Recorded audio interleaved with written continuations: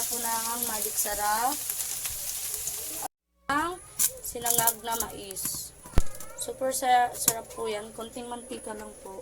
Ayan.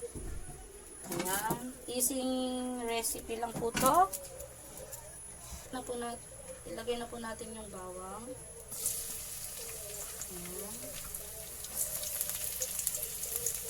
Kung mahilig po kayo sa bawang, ganyan po yung bawang.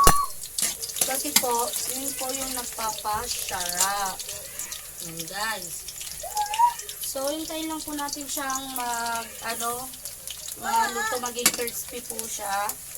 Ayan, super bango guys. Madali lang po siyang anuhin to. Gayahin nyo na po guys. Mas masarap pa siya sa mani. Then, yan. Kung nakita nyo na po siyang nag-brown, pa-crispy nyo pa po siya. Para masarap siya. Ayan. Guys, nadurog na po siya. Ilagay nyo na po yung chili. Ayan. So, ilagay nyo na rin po yung mais. Ayan, guys. Ayan. Ayan. Ayan, guys.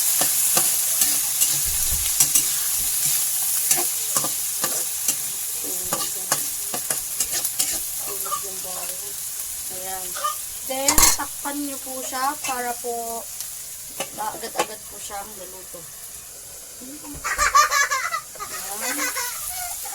Sasabihin nyo siya guys. Ayan. Aray!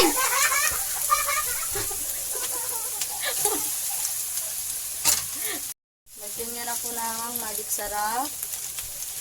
At asin.